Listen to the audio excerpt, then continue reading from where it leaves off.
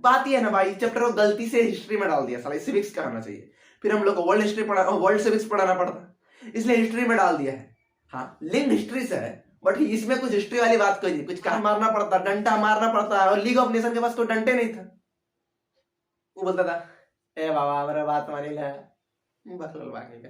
और यूएन क्या बोलता है, अरे बात मान ना मन में ले डंडा, ले डंडा ले, ऐसे लेता है स्पिरिट सा डंडा, तोरी नानी का बात मानेगा, हाँ मानेगा।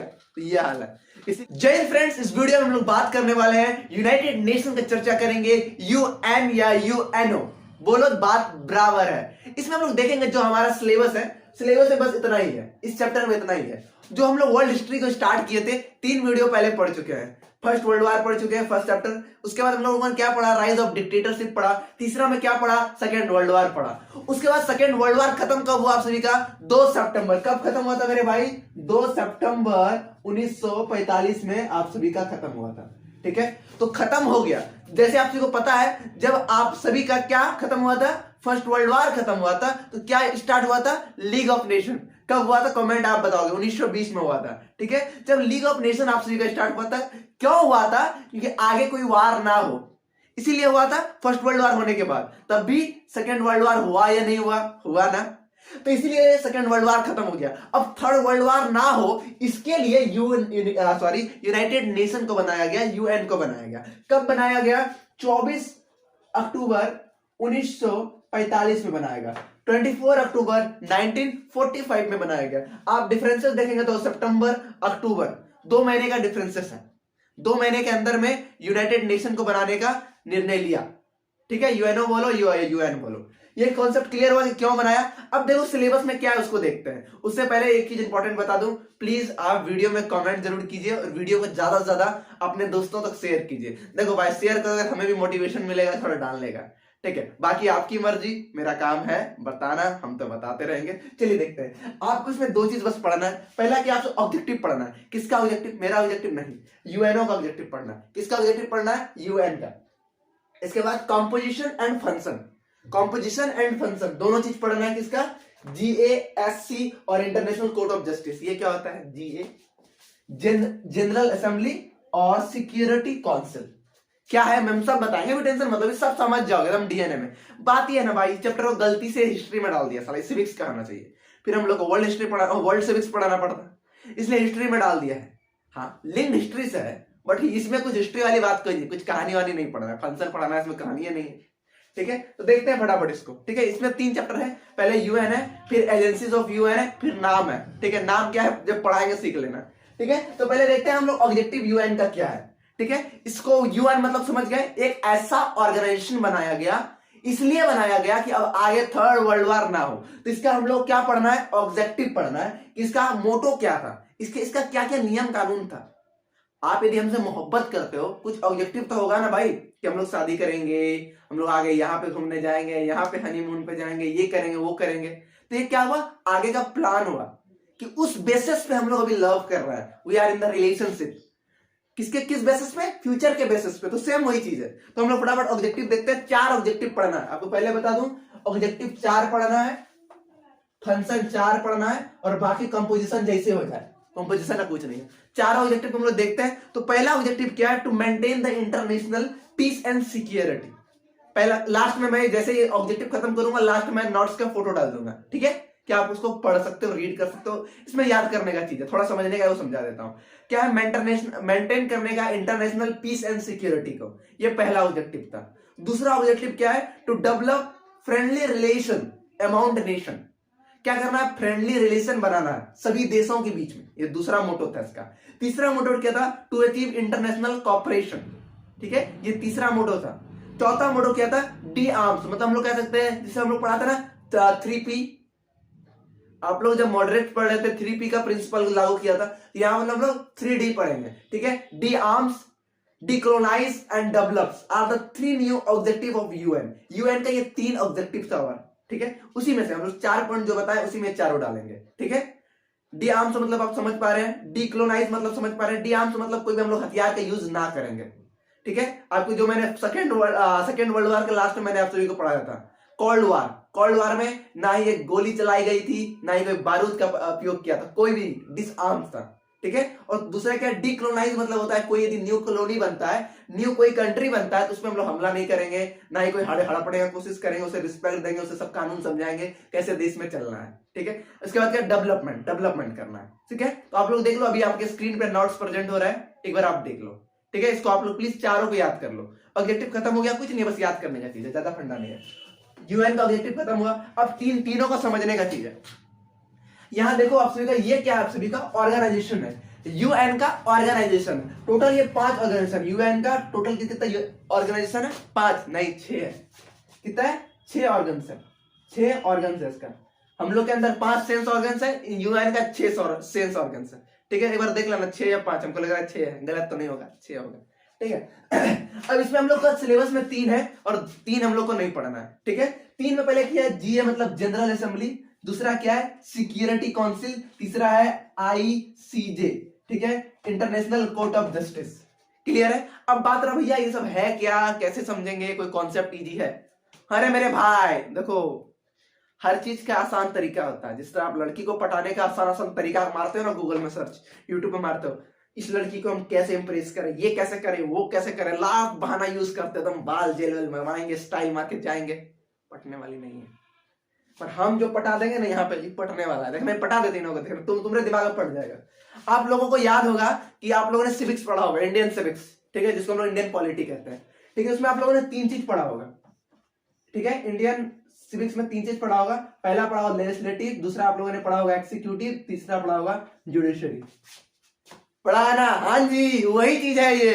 लेजिस्लेटिव मतलब क्या होता है, कानून को बनाने का काम करना, ठीक है। तो वो कौन करेगा, जनरल असेंबली। बस यही देखो, बस इसको कनेक्ट कर दो, ठीक है। जनरल असेंबली मतलब क्या होता है, लेजिस्लेटिव, लोकसभा राज्यसभा होता है ना जी, वही है, बाकी कुछ नहीं है, ठीक है। एक्सिक्यूटिव मतलब सिक्योरिटी काउंसिल, एक्सिक्यूटिव मतलब क्या हुआ, president, prime minister, council of minister, खत्म। जुडिशरी में कौन आता है, high court, supreme court, lower court, यहाँ क्या है, आईजेएस, खत्म। जो वो 3 ऑर्गन्स है, वही 3 ऑर्गन्स ये है, GASCICJ, ये 3 ऑर्गन है। क्लियर हुआ कॉन्सेप्ट क्या है, नहीं है? अब जनरल असेंबली जो है, ये क्या करता है, लेजिस्लेटिव असेंबली के जैसा है, कानून को बनाता है, ठीक है, कानून को बनाता है। और कोई भी बात पे विवाद करता है, मान लो भैया चाइना ने हमला कर दिया, या भारत और चाइना में हमला हो रहा है, फाइट हो रहा है, मतलब दोनों क्या है, यूएन का मेंबर है, यूएन का मेंबर, दोनों यूएन का मेंबर है, ये सब नो है। तो अब इनका बात का मतलब आंसर कैसे निकलेगा, किसका गलती है किसका सही हो रहा, तो मार कर छितर भी चल जाएगा, क्योंकि दोनों अपने अपने पावर किंग है, हीरो है भैया। इंडिया में पीछे नहीं बना रहे साला, क्या गाना बना बजा रहे बुझनी भाई, गजब वाले जी, जिंदगी झंड है, बोले ना तुम लोग को लगता है जितना आसान से वीडियो देखते हो, और बगल से गाना बजा चल दिया जीना आराम है, ठीक है। इसी तरह एक्सिक्यूटिव, जुडिशरी और लेजिस्लेटिव, प्लीज ये तीनों को समझ गए होगे, क्योंकि तीनों को नहीं समझोगे तो सिविक्स का तुम्हारा 30 नंबर हाथ से गया सिविक्स का 30 नंबर हाथ से गया।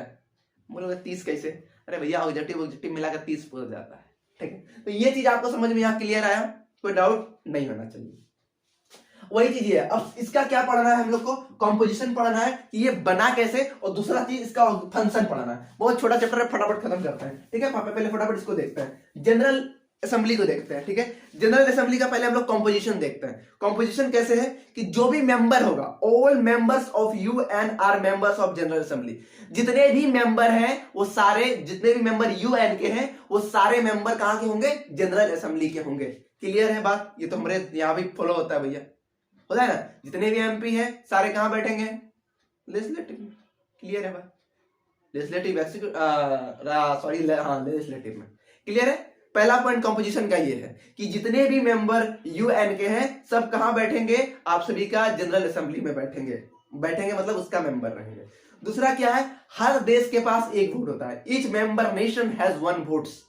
क्लियर है बात, कोई डाउट नहीं होना चाहिए, 2 कंपोजिशन क्लियर। तीसरा कंपोजिशन क्या है, all nation are made by 2/3 majority, sorry all nation नहीं यार, ऑल डिसीजन, जो भी डिसीजन लिया जाएगा वो 2/3 मेजोरिटी के हिसाब से लेगा। अब डिसीजन क्या होता है समझो, एक तो एग्जांपल समझाते हैं। अब डिसीजन क्या है, देहाती बताम समझाते हैं।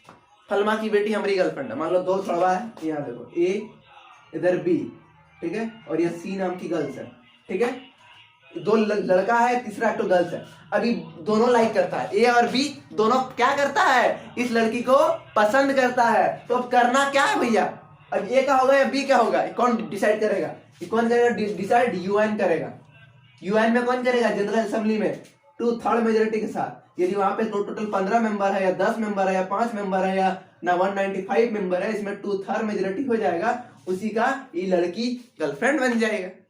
वही लाइन मार सकता है। समझ में आया, कॉन्सेप्ट क्लियर है। इसी प्रकार से आप कोई 2 कंट्री का नाम ले लो, तीसरा कोई मछली का नाम ले लो, मछली मतलब कोई ऐसा जगह, ठीक है, क्लियर है समझ में। चलिए कॉम्पोजिशन खत्म, यूएन का सॉरी जनरल असेंबली का कॉम्पोजिशन खत्म। अब बात करेंगे हम लोग इसका फंक्शंस का। 4 फंक्शन पढ़ना है, 5वां नहीं पढ़ना है, क्लियर है बात। चलो फटाफट 4 फंक्शन को हम लोग जनरल भाषा में समझाएंगे, नोट्स आपकी स्क्रीन पे मिलते रहेगा, ठीक है। चलिए फंक्शन ऑफ जनरल असेंबली क्या लिखेंगे, to advise on matter of international peace and security. ये एडवाइस करेगा इंटरनेशनल पीस और सिक्योरिटी के मामले में। कोई कंट्री मार कर रहा है, अभी ये दोनों इसको पटाने के लिए, ठीक है, इस गर्ल्स को पटाने के लिए ये दोनों क्या कर रहा है, मार कर रहा है। तो इसको समझाने के लिए जनरल असेंबली का फंक्शन है कि भैया मारपीट मत करो, तुमको चाहिए ना हम सेटिंग करवाते हैं, टेंशन मत लो। अब देखते हैं 2/3 मेजोरिटी के हिसाब से किसका होता है, ठीक है। चलो ठीक है, पीस एंड सिक्योरिटी का भी होता है, सिर्फ शांत करना नहीं, उसको प्रोटेक्ट करना भी। ये नहीं कि नेपाल कमजोर है, उधर चैनो उठ रहा है, भारत उठ रहा है, तो गेलो छटपटा गिलो रे चोली रानी का, तो वो चीजें नहीं होना चाहिए। सिक्योरिटी करने का भी काम होता है, ठीक है। इसके बाद क्या है, to appoint the secretary general on discourse any advice of security council. जो वहां पे सेक्रेटरी जनरल होता है, ठीक है, उसको जो मतलब हम लोग क्या काम होता है, उनको जो अपॉइंट करने का काम होता है, वो एडवाइस किसके द्वारा होता है, सिक्योरिटी काउंसिल। वो भी जो उसका प्रिंसिपल है वो यही फॉलो करेगा। एक बार थोड़ा लाइटिंग बढ़ा दो, ठीक है, ठीक है। वो काम भी कौन करेगा, आप सभी का थोड़ा ज्यादा हो गया, 1 मिनट रुको, ठीक है। तो ये काम कौन करेगा, आप सभी का यही करेगा, अपॉइंट करने का काम भी यही करेगा। तीसरा प्रिंसिपल क्या है, to discuss the any matter of international dispute and solve it peacefully. कोई भी विवाद हो रहा है, जैसे विवाद हो रहा था ना, इसको सॉल्व करने का और इस मैटर को जो भी पीसफुली सॉल्व करने का, ये रिस्पॉन्सिबिलिटी किसका है, जनरल असेंबली का है। सब एक ही प्रिंसिपल है, कुछ नहीं बाकी वही है।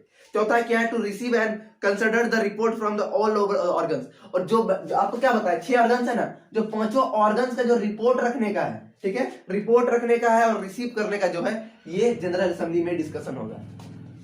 लोकसभा राज्यसभा में सब बात होता है नहीं होता है जी, जो भी हो, फलवा की बेटी भाग गई, चिलवा की बेटी चल गई, यहाँ मर गई, वो खड़ गई, ये हो गई, एग्रीकल्चर का ये हो गया, बस वही चीज है। जितना भी घटना वटना होगा जनरल असेंबली में होगा। यदि आप लेजिस्लेटिव को अच्छे से समझते हो तो इसको अच्छे से समझ लोगे।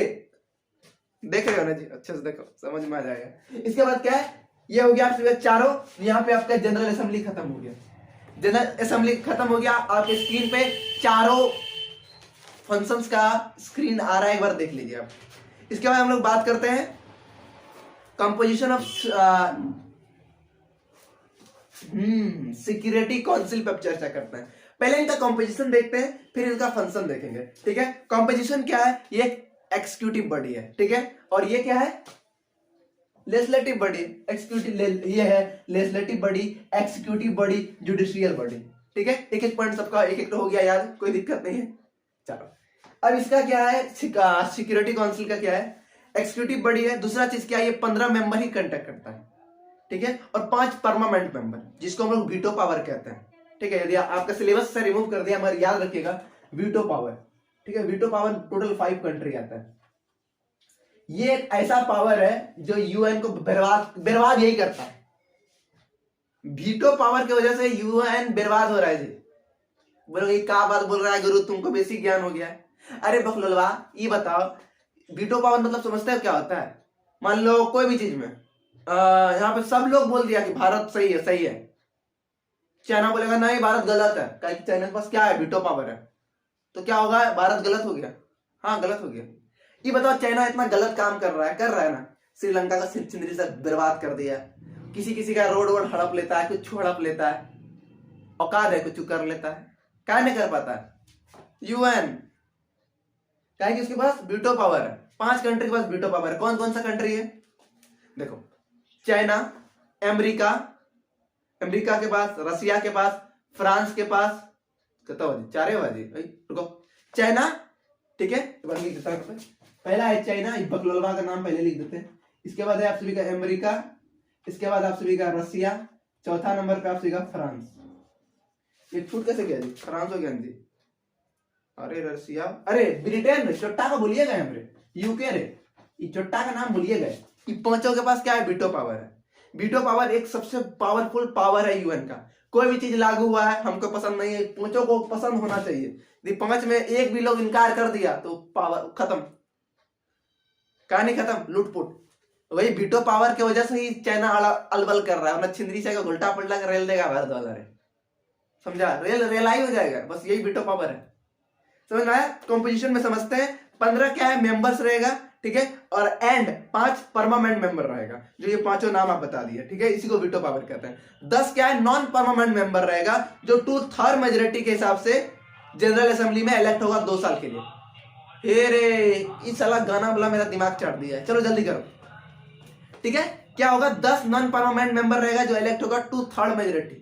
2/3 मेजोरिटी पता है आपको, हर चीज में यहाँ पे 2/3 मेजोरिटी लग रहा है, यहाँ 1/3 नहीं लग रहा है। इंडिया का पड़ेगा तो 1/3 लगेगा, पर यहाँ 2/3 लग रहा है, ठीक है। नॉन परमानेंट मेंबर बनने के लिए वही फॉर 2 ईयर, 2 ही साल के लिए बनता है, तो उसमें भारत है, ठीक है, नॉन परमानेंट मेंबर में भारत है, ठीक है। खाली चाइना वोट नहीं देता साला, वरना वीटो इसी बन जाएगा, चाइना गोल्टाग मारेंगे, रुका ना, ठीक है। तो इसका आप सभी का कंपोजिशन क्लियर हो गया। अब इसका हम लोग फंक्शन की बात करेंगे, ठीक है। स्क्रीन पे देख लो, कंपोजिशन का स्क्रीन लग रहा होगा। चलो अब फंक्शन की फटाफट बात करते हैं। फंक्शन क्या है, to establish the international peace and security. इसका भी काम क्या है, इंटरनेशनल पीस एंड सिक्योरिटी को मेंटेन करना।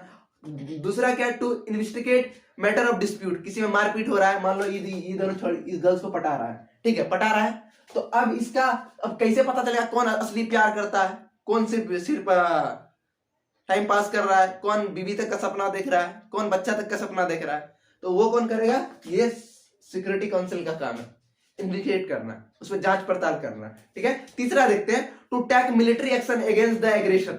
एग्रेशन मतलब होता है अटैकिंग कंट्री, मतलब जो मिलिट्री एक्शन, मान लो भैया अभी ये दोनों आपस में मारपीट करने लगा, दम दे रहा है आपस में, खुचुर खुचुर मार रहा है, तब इसमें अब यूएन क्या करेगा, अभी इसका बेचारा कोई गलती है नहीं, इसको कूट रहा है, मान लो ये बी मार रहा है, ए नहीं मार रहा है इसको, तो अब यहाँ पे यूएन अपना मेंबर भेजेगा, यूएन अपना आर्मी भेजेगा, मिलिट्री भेजेगा कि बेटा जाओ और रेल उस साले को बी को, समझ में आया? बी मतलब जिसको समझ लो, हम नाम नहीं लेना चाहते हैं, विवाद हो जाता है छिमरी से। अगला वीडियो में रिया का नाम ले लिए, अब एक तो रिया थी मेरी बचपन का दोस्त, अब हमको गरिया रहा है, छिमरी सा है, तू मेरा नाम कहा लिया वीडियो में, बोले हे भगवान नाम अभी की करियो, हमरो गलती नहीं छो, मुंह हम चली जाए छो, ठीक छो। चलो ये हो गया काम खत्म, इसका फंक्शन काम खत्म हो गया। एक फंक्शन और है, to advise for a new member, जो भी न्यू मेंबर आएगा उसका काम है उसको एडवाइस देने का काम किसका है, सिक्योरिटी काउंसिल का, ठीक है। 4 फंक्शन है, बस 4 याद करो, स्क्रीन पे आपका आ रहा है, देख लो। इसके बाद हम लोग बात करते हैं इसका कंपोजिशन के, 2 खत्म हो गया, इसका कंपोजिशन की बात करते हैं, ठीक है। इसके बाद फंक्शन की बात करेंगे, ठीक है। CF डिवाइड मत कर, मैथ का फॉर्मूला नहीं बता रहे हैं, ठीक है। अब इसमें देखो क्या इसका कंपोजिशन क्या है, इसका कंपोजिशन क्या है, ये जुडिशियल बॉडी है यूएन का, ठीक है। 15 जज इलेक्टेड होता है 9 साल के लिए, ठीक है। 15 जज elected for 9 years term by general assembly के द्वारा इलेक्ट होता है, एंड किसके द्वारा, सिक्योरिटी काउंसिल के द्वारा इलेक्ट होता है इंडिपेंडेंटली, ये नहीं कि ज्वाइंट सेशन नहीं करेंगे, जिस तरह होता है ना ज्वाइंट सेशन होता है ना हमारा लोकसभा राज्यसभा का, यहाँ ज्वाइंट सेशन नहीं, सब अपना अपना बात अपने अपने पास रखेगा, ठीक है। फिर वहां से कितना जज होगा, 15 जज, कितना जज, 15 जज को करेगा इलेक्ट, कितने टर्म के लिए, 9 साल के लिए। और यहाँ पे जो मेंबर करेगा नॉन परमानेंट कितना साल के लिए, कमेंट में आंसर दीजिए। जो नॉन परमानेंट मेंबर जो इलेक्ट करेगा वो कितने साल के लिए करेगा, कमेंट में आंसर दो, तब मान जाएंगे, ठीक है। तब ना पता चलेगा क्या देखता है कि नहीं देखता है, खाली हम बकबक करते जा रहे हैं ठीक है। इसके बाद देखो, इसके बाद क्या है, elections are held every 3 year for 1/2 term majority of seat. Election क्या है, हर 3 साल में इलेक्शन होता है 1/3 सीट के लिए। 1/3 सीट मतलब क्या हुआ, 1/3 सीट एंड रिटेनिंग द जज विल बी इलेक्टेड, ठीक है। 1/3 सीट के लिए मतलब टोटल सीट 3 है तो 3 में 1 सीट के लिए। इस तरह राज्यसभा होता है ना जी, राज्यसभा होता है ना, राज्यसभा क्या नियम है, हर 2 साल में रोटेटिंग सिस्टम है ना जी, कभी डिसॉल्व नहीं होता है, इसीलिए तो हम लोग राज्यसभा को क्या बोलते हैं, परमानेंट हाउस। लोकसभा को हम लोग क्या बोलते हैं, टेम्पोररी हाउस, क्योंकि वो 4 साल में 5 साल में खत्म, मगर ये क्या होगा, खत्म नहीं होगा, इसका रोटेशन सिस्टम चलता है। इसी तरह यहाँ पे मान लो 3 मेंबर है तो उसमें एक मेंबर का इलेक्शन होगा, 3 साल में, ठीक है। वहां 2 साल था, यहाँ पे 3 साल, ठीक है। एंड रिटायरिंग जज मे बी द रियल है, जो रिटायर हो गया है वो फिर से बन सकता है, ठीक है। और जिस तरह आपको पता है कि जिस तरह हमारे सुप्रीम कोर्ट में एक तो चीफ जस्टिस होता है, ठीक है, तो उसी प्रकार से यहाँ भी एक चीफ जस्टिस होता है। और आप सभी के लिए एक अच्छा बात बता दूं, जो आईजेसी का इंटरनेशनल कोर्ट ऑफ जस्टिस का जो चीफ जस्टिस है वो भारत का है। हाँ जी, वो इंडियन है। सोचो कितना प्राउड मोमेंट है। इसको वर्ल्ड जुडिशरी का नॉलेज है, उसी को बनाया जाता है। It's a very proud moment for us कि जो आईजेसी इंटरनेशनल कोर्ट ऑफ जस्टिस जो है वहां पे जो हमारा चीफ जस्टिस है वो इंडियन है। बोलता है भारत बकलोल है, बकलोल है तो जस्टिस के लिए भारत है क्या रखेगा? बहुत खोटा है भारत वाला। चलो इसके बाद फंक्शन फटाफट देखते हैं, ज्यादा समय नहीं है। फंक्शन क्या है? It can also advise the general assembly and security council. आपको पता है कि सुप्रीम कोर्ट राज्यसभा को भी घुलटा कर रेल सकता है, लोकसभा को भी रेल सकता है, प्रधानमंत्री, राष्ट्रपति, काउंसिल ऑफ मिनिस्टर सबको रेल सकता है। रेल सकता है मतलब एडवाइस दे सकता है जी, समझो बात, वो सब मत समझना, ठीक है। फंक्शन क्या है? पहला फंक्शन क्या है? एडवाइस करना। एडवाइस करेगा जनरल असेंबली को और सिक्योरिटी काउंसिल को, ठीक है। एंड एनी लीगल क्वेश्चन, कोई भी लीगल क्वेश्चन, ठीक है। सेकेंड इसका फंक्शन क्या है? To settle disputes between the member state with union. हाँ, ये दो कंट्री में आपस में मार हो गया या कुछ हो रहा है तो उसको जो डिस्पर्स करने का, उसको मैटर को जो सलटने का, ठीक है, वो कौन है? वो ये करेगा विद द इंटरनेशनल लॉ के हिसाब से, जो कानून है उसी के हिसाब से। इसके बाद है codification of international law playing the important role in the codification of international law क्या होता है इसको समझते हैं पहले। ये तीसरा पॉइंट है, ठीक है, इसको हम समझाएंगे, ठीक है। पहले चौथा पॉइंट देख लेते हैं। Advice to the 5 organs and 16 specially 5 agencies. मैंने आपको थोड़ा देर पहले बताया था कि इसके बाद जो चैप्टर पढ़ेंगे वो एजेंसीज के विषय में पढ़ेंगे। 16 एजेंसीज है टोटल। अभी हम लोग यूएन का विषय में पढ़ रहे हैं और उसका ऑर्गन्स के विषय में पढ़ रहे हैं। तो जो 5 ऑर्गन्स, इसको छोड़कर जो 5 ऑर्गन्स होता है और जो 16 स्पेसिफाइड एजेंसीज है, ठीक है, उसको एडवाइस करने का भी काम आपके पास आईजेसी के पास है, इंटरनेशनल कोर्ट ऑफ जस्टिस के पास। तीसरा पॉइंट है कॉडिफिकेशन। कॉडिफिकेशन ये थोड़ा इंपॉर्टेंट वर्ड है, कहां लिख दीजिए, यहां दिखेगा कॉडिफिकेशन। ये क्या होता है थोड़ा समझिए। इसको समझने के लिए एग्जांपल समझते हैं कि हमारा जो भारत का मैप है, कहां दिख किधर है, यहां दिख रहा है। हाँ, ये देखिए हमारा जो भारत का मैप है, नीचे से भी बनता है तो इधर आप सीधा क्या है? बाय ऑफ बंगाल है, बाय ऑफ बंगाल, बंगाल बोलो बंगाल बोलो। इधर क्या है? अरबियन सी है, क्या है? अरबियन सी। नीचे क्या है? इंडियन ओशियन है। तो उतना बड़ा इंडियन ओशियन है सारा नीचे अंटार्कटिक तक। तो क्या पूरा भारत का है? नहीं जी। नियम क्या है? 200 किलोमीटर, यहां से लेकर 200 किलोमीटर, 200 किलोमीटर, इधर से 200 किलोमीटर, नीचे 200 किलोमीटर तक किसका है? भारत का है। 200 किलोमीटर के बाद जो भी जगह है वो भारत का नहीं है, वो किसका हुआ? वो इंटरनेशनल कोर्ट ऑफ जस्टिस के कानून के हिसाब से वो यूएन का है। उसका वहां पे जो कानून लगेगा वो किसका लगेगा? यूएन का लगेगा। तो वही चीज कहा गया थर्ड पॉइंट में। क्लियर है बात? वरना इस तरह पता चलेगा कि वो जो बाकी सब कंट्री का वो सब तो भैया उसी का है, तब तो इंटरनेशनल कोर्ट का पैसा कहां से कमाएगा? तब तो भिख मंगा बन जाएगा। ए वाह वाह, ए वाह वाह, कुछ दे दे वाह वाह, ऐसे यूएन घूमेगा तो भिख मंगा बन जाएगा, फिर तोड़ जाएगा, ठीक है। तो मोटा मोटी आपका हॉल चैप्टर खत्म हो गया और इससे एक भी क्वेश्चन आपका एग्जाम में नहीं छूटेगा, ठीक है। और टेंशन मत लेना भाई, आप सपोर्ट करो ना करो, एक बच्चा देख रहे हो उसी में हम खुश हैं और इतने टका काफी है साल ठीक है। तो खत्म करते हैं। एक चीज और बता दें, यूएन सफल क्यों हुआ? एक वजह कि लीग ऑफ नेशन फेल क्यों हुआ और यूएन सफल क्यों हुआ। इफ डिफरेंसेस का आंसर पूछ ले तो क्या बताना है? सिंपल एक तो एग्जांपल याद रखना कि लीग ऑफ नेशन का खुद का आर्मी नहीं था, इसका खुद का आर्मी है। बिना रेलाई का आदमी सुधर नहीं सकता, कुत्ता का पूंछ कभी सीधा हो नहीं सकता, इसीलिए लात मारना पड़ता, डंडा मारना पड़ता। और लीग ऑफ नेशन के पास कोई डंडे नहीं था। वो बोलता था ए बाबा मेरा बात मानी ले, बकलोल भागेगा। और यूएन क्या बोलता है? अरे बात मान ना मन में ले डंडा ले, ऐसे लेता है स्पिरिट डंडा, तोरी नानी का बात मानेगा? हाँ मानेगा। तो ये हाल है, इसीलिए यूएन क्या हो गया? सक्सेसफुल हो गया और इसका बाल बाका भी नहीं कर पाया। और एजेंसीज पढ़ेंगे और मजा आएगा। ठीक है, इसमें थोड़ा याद करने वाला था, इसलिए थोड़ा सा ट्रिकी बनाकर कोशिश की है याद करवाने का आप सभी को। ठीक है, तो मिलते हैं नेक्स्ट वीडियो में नेक्स्ट एनर्जी के साथ, तब तक के लिए जय हिंद।